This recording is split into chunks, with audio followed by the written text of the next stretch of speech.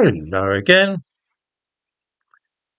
Many years ago in the Soviet Union, news was strictly controlled, and the average citizen was forced to read between the lines and draw deductions about what was going on, both in their own country and also the wider world. They had to note what was not said, as well as what they were actually told. How we in Britain used to chuckle about this during the Cold War, with our free press, which hunted out any scandals and fearlessly exposed everybody from cabinet ministers down. Times have changed, and we are in a similar situation as that which was seen behind the Iron Curtain in those days. The government and police will not be open and honest with us, and the newspapers and television news are determined not to ask too many awkward questions.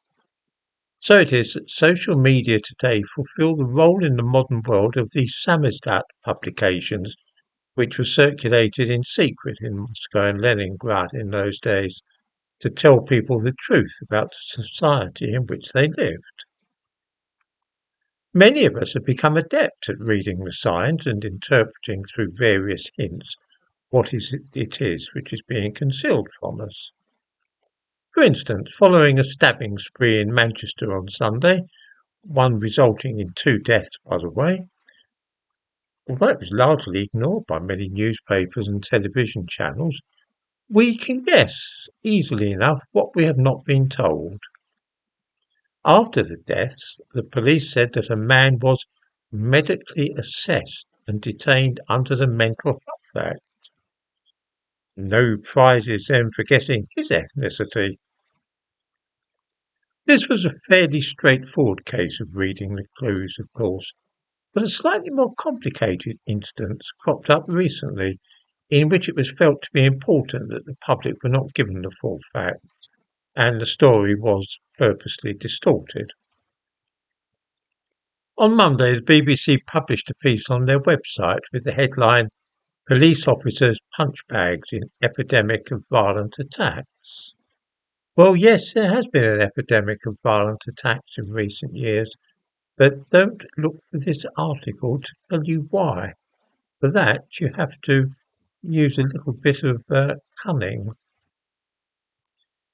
They mention the case of a policewoman called Ruth Coates, saying that she and a colleague were responding to a report of criminal damage in Alston when the man they were attempting to arrest attacked them.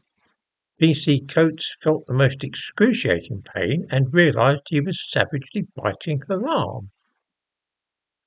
Duh, duh, duh, she immediately screamed while also trying to help her colleague.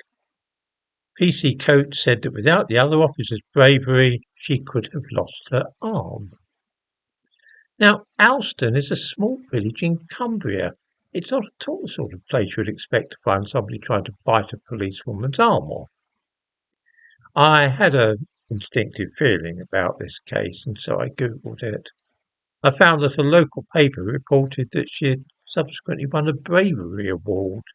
It says, the second bravery award went to PC Coates and PC Doyle after apprehending a man who resisted arrest in a hotel in Alston.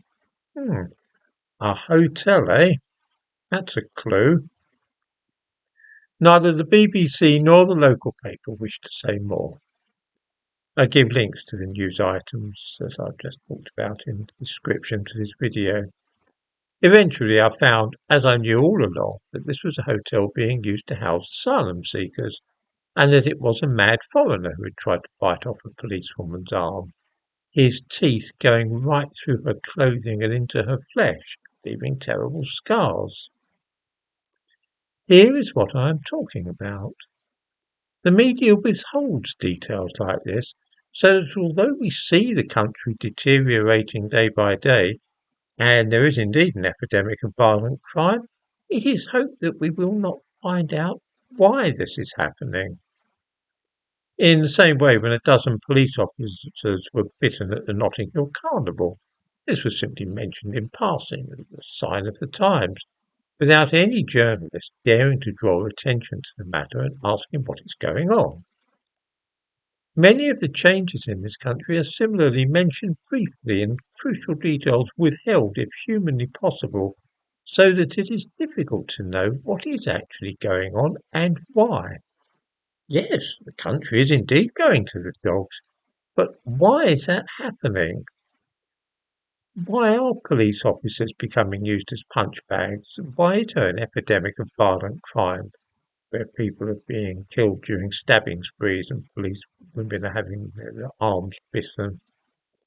You won't be told on the BBC or in any newspaper. In this way, British society today really does come to resemble the Soviet Union at the height of the Cold War.